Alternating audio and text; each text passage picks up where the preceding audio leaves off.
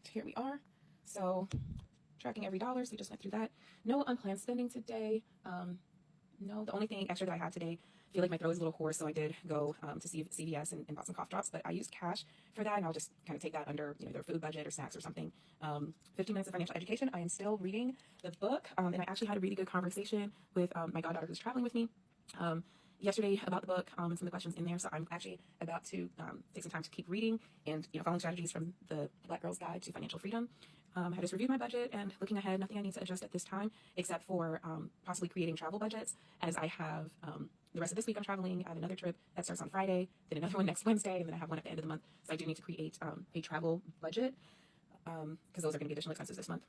And then make one small wealth action. As I mentioned, I paid off some debt, transferring to saving. I think my small wealth action today is going to be that paying that Delta card for the plane ticket that I purchased. I'm going to go ahead and make that payment just so that when I don't forget to make the payment, and then I won't incur any fees or interest or anything like that. So I'm going to go ahead and make that payment now.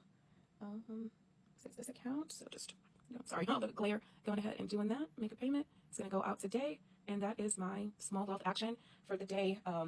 Keeping track of these payments and these transactions are really going to help me in the future so that I'm not getting back into the cycle of credit card debt. I truly want this to be the last time I have true, commercial credit card debt.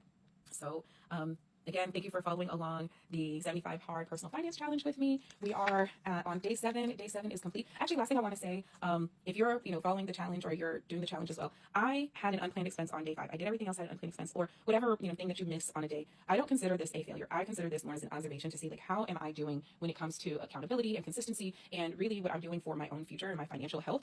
So I don't see this as a bad thing. I just kind of pick up and keep going each day. And my hope is by the end of the 75 days, there are very few days that are left unhighlighted. But if they are, it's again just showing me, okay, where are some weak points? What do I need to focus on or change? So like with this one, it's unplanned expenses. All right, so that means I need to kind of adjust my budget, or as I see it coming up, or be a bit more realistic with my budget.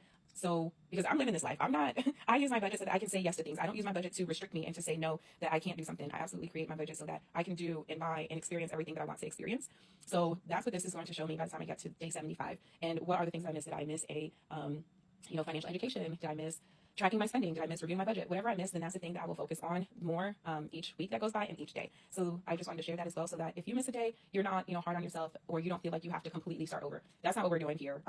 Because this is life. It's real life. I'm not saying, okay, if I miss this day, I have to start over with day 1. We're not doing that. I think there are some people who take that approach. If they miss a day, then they start over. I think that would be just way too hard and a bit more of a punishment. And I don't see budgeting as a punishment. I see it as a tool for success, a tool for financial health, and a tool so that you can live your best life. So happy budgeting.